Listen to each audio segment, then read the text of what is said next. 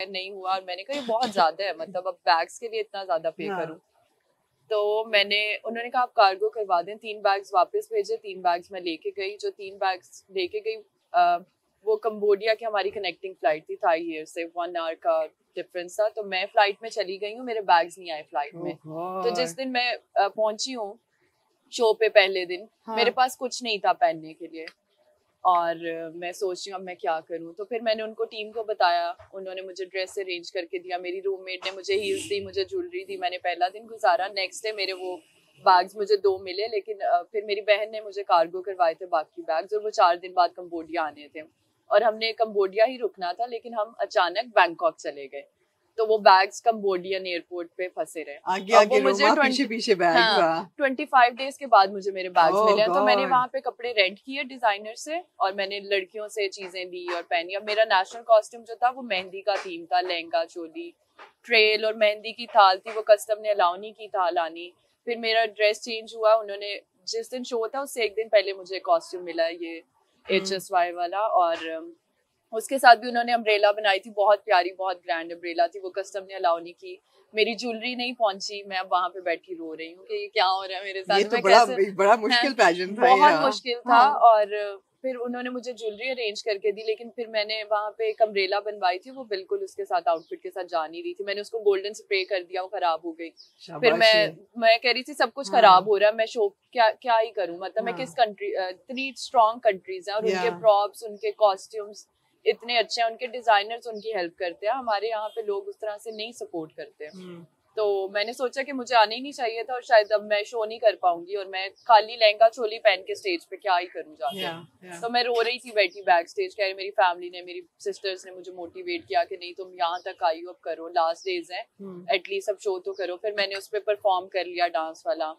फिर जो प्रीलिम था उसमें भी इवनिंग गाउन जो मेरा था वो बहुत अच्छा डिजाइनर ने यहाँ हमारे बना के दिया था। लेकिन फिर मैंने किस वाले की बात करें, ब्लू जो था, ब्लू सिल्वर सा था, पर्पल, बट वो मैंने वहां के डिजाइनर से लिया था, क्योंकि जो यहाँ वाला था वो नहीं, वो मेरे बैग्स में था ना, वो पहुंचा ही नहीं। फिर वो मैंने फिनाले वाले लास्ट डे पहना था, लेकिन सब कुछ जो सोचा था वैसा बिल्कुल कुछ नहीं हुआ। काफी मुश्किल ये लग रहा है, पूरी बहुत मुश्किल था। और मैंने सोचा अब आइंदा के बाद में किसी पेजेंट में पार्टिसिपेट नहीं करूंगी। काफी हो गया।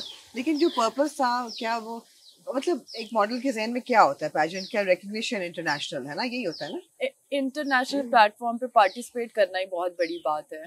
75 कंटेस्टेंट थी टोटल, 75 कंट्रीज, और मतलब बहुत स्ट्रॉन्ग होते हैं। और वहाँ के दूसरी कंट्रीज में कॉन्सेप्ट है पेजेंट का, वहाँ पे नेशनली पेजेंट होता है पहले और फिर आप इंटरनेशनली, वहाँ पे जो विनर होती है नेशनली वो इंटरनेशनल जाती है। यहाँ पे कॉन्सेप्ट नहीं है। तो लेकिन मुझे इंटरनेशनली कुछ करने का शौक है कि मैं इंटरनेशनली कुछ प्लेटफॉर्म पे जाऊं, मैं पेरिस फैशन वीक करूं, ये वो। तो मुझे पता था कि मैं इसके बाद मुझे अपॉर्चुनिटीज मिलेंगी और मिली और मुझे बहुत अच्छी अपॉर्चुनिटीज मिल रही हैं। मतलब ऑफर्स आ रही हैं मॉडलिंग वगैरह की, तो इंशाल्लाह कुछ अच्छा जरूर करूंगी। अच्छा जरूर करोगी। तो ठीक है, आई मीन हो गया, नाम बन गया, सही है, बहुत अच्छा है। और साथ साथ इक्तिदार, दोनों चीजों का है कि एक दूसरे के ऊपर हावी थे। कभी कभी हम पैजेंट की पिक्चर्स देखते, कभी इक्तिदार, दोनों चीजें वायरल हो रही हैं। लोग भी कंफ्यूज हो रहे हैं, अमल है ये इक्तिदार वाली अमल है। एग्जैक्टली। तो इक्तिदार कैसे मिला? बिकॉज़ अब बहुत बड़ा हो गया एकदम, इट्स डूइंग वेरी वेल। ये how did you get this project? Okay, so I've done last project with Faheem Burney, वो ग्रीन के लिए था। तो इस प्रोजेक्ट के लिए भी उन्होंने ही मुझे रिकमेंड किया था। लास्ट वाला कौन सा था प्रोजेक्ट? लास्ट वाला था इमरान अब्बास और सादिया खान का एक ड्रामा आ रहा है, मुझे उसका नाम भूल गया। उसमें मेरा सपोर्टिंग रोल था और वो डिफरेंट कैरेक्टर था। उसमें बिल्कुल छुट्टियां और सिंपल शलवार कमीज वाली लड़की। इस प्रोजेक्ट के लिए इन्होंने मुझे इस तरह से फाइनल किया कि इनको मॉडर्न और रिच लड़की चाहिए। नाम ही नहीं याद ड्रामे का, और मुझे पता है किस ड्रामे की बात कर रहे हो, बिकॉज़ हमने भी देखना शुरू किया था। I can't remember. टीजर्स बड़े थे, लाल साड़ी पहन के सादिया जो है वो एग्जैक्टली यही वाला ड्रामा। मुझे नाम भूल गया। मुझे कोई ब्लेम नहीं कर सकता कि आमना आपको नाम नहीं पता, रोमा को खुद नहीं अपने ड्रामे का नाम पता। बिल्कुल सही है, ठीक है। मुझे इक्तिदार का नाम याद है।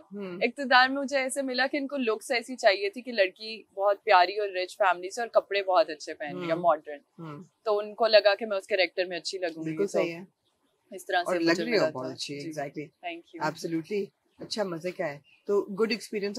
खत्म हो गया शूट के? भी चल रहा है? We are still shooting. You are still shooting. तो ये बात पक्की है कि you want to act now? तो आगे पाइपलाइन में क्या है? अभी मैं एक और ग्रीन के लिए प्रोजेक्ट कर रही हूँ मिकाल जुल्फकार के साथ, और एक दो और प्रोजेक्ट्स हैं, 2 फिल्म्स के ऑफर्स हैं, तो वो भी मैं देख रही हूँ, स्क्रिप्ट देख के फाइनल करूँगी। जी, तो यही प्लान है अभी एक्टिंग में कुछ। That's good. You're on the track जो आप चाहते थे हमेशा, और बड़ी अच्छी चीज़ है। मॉडलिंग चलेगी साथ साथ? मॉडलिंग नहीं, अब मैं एज अ मॉडल काम नहीं करूँगी, इंटरनेशनली कर सकती हूँ, लेकिन पाकिस्तान में अब मैं एज एन एक्ट्रेस ही करूँगी।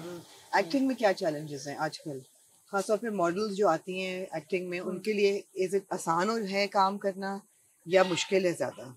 एक्टिंग लोगों को जितना लगता है आसान, उतनी आसान है नहीं, मुश्किल है, और अब सीखना पड़ता है आपको। मगर ये नहीं मैं पूछती कि एक्टिंग आसान है मुश्किल, मतलब लोगों का परसेप्शन क्या होता है? मॉडल्स को वेलकम करते हैं ज्यादा या उनको सीरियसली नहीं लेते? बिल्कुल शुरू में तो सबको यही लगता है कि मॉडल्स जो हैं वो एक्ट नहीं कर सकती, क्योंकि उनके एक्सप्रेशंस बहुत डेड होते हैं और वो एक्ट नहीं कर सकती, लेकिन अब काफी मॉडल्स जो हैं वो एक्टिंग में आ गई हैं और अच्छा कर रही हैं। तो ये डिपेंड करता है, कुछ मॉडल्स नहीं कर पाती, लेकिन कुछ मॉडल्स तो अच्छी एक्ट्रेस बन गई हुई हैं तो कर लेती हैं। तो it's all about your dedication, if you want to do it you will do it. तो एक्टिंग में आपकी रोल मॉडल्स कौन है, मतलब who do you want to be like? हां, I like Sabaa Qamar, I like Humayma Malik and Fawad Khan. Ikra Aziz बहुत अच्छी actress हैं, सज्जल अली, तो I like them. और ऐसी मॉडल्स जिनको आप आइडियलाइज करो कि इन्होंने बहुत अच्छा ट्रांजिशन की के as from modelling to acting, ये करियर पाथ अच्छा था, जैसे वनीजा अहमद हैं, वो बहुत अच्छी जबरदस्त मॉडल भी थी, सुपर मॉडल, और एक्टर भी बहुत अच्छी हैं। राबिया भट्ट भी बहुत अच्छी मॉडल थी और वो एक्टिंग में आ गई हैं। बिल्कुल बिल्कुल। और इसके अलावा भी काफी हैं अभी। मगर ये बात भी है कि जब आप एक्टिंग में आ जाते हो तो आपको थोड़ा सा और केयरफुल होना पड़ता है, बिकॉज फैशन को वो मैस फॉलोइंग नहीं है, और टेलीविजन को मैस पॉपुलैरिटी और मैस फॉलोइंग होती है हर बंदा, तो फिर आप दोनों चीजें मुश्किल हो जाती हैं। हाँ, मुझे लगता है, मुझे सब समझा भी रहे हैं कि तुम दोनों चीजें साथ नहीं लेकर चल सकती, क्योंकि एक्टर्स की यहाँ पे लाइफ बहुत डिफरेंट है। ड्रामाज में हमारे जिस तरह से करते हैं, तो हम लोग उस तरह से ओवर द बोर्ड जाके चीजें नहीं कर सकते। तो आई डोंट नो, अभी मैं देख रही हूँ, पर मतलब बिकिनी राउंड तो नहीं चलेगा? ऑब्वियसली नहीं चलेगा, नहीं चलेगा। अभी तो हो गया, लेकिन शायद एक ही दफा था, बस हो गया, अब दोबारा मैं खुद नहीं करूंगी। मगर वो ये कि वो ट्रिकी हो जाएगा, स्पेशली जब आपके फैंस बनते हैं, वो बहुत पॉसेसिव हो जाते हैं कि भाई ये क्या आपने कर दिया है। क्योंकि नहीं पसंद करते यहाँ पे लोग, नहीं पसंद करते, थोड़े भी किसी ने छोटे कपड़े पहने उनको क्रिटिसाइज करते हैं। तो जब आप जिस इंडस्ट्री में काम कर रहे हैं उसकी कल्चरल सेंसिटिविटी को भी मद्देनजर रखना पड़ता है, ख्याल करना पड़ता है। पर अच्छा है अगर आप बाउंड्री डिफाइन कर दें कि भी मैं इंटरनेशनली मॉडलिंग करूंगी और लोकली टेलीविजन करूंगी, तो ये बड़ा अच्छा पाथ है। और अल्लाह करे आपको अच्छे प्रोजेक्ट्स मिलें आगे भी, और मेन स्ट्रीम में जबरदस्त आप काम करें। So hope to see you in more projects and good luck. Thank you so much. Thank you, Roma. It was lovely talking to you. Likewise.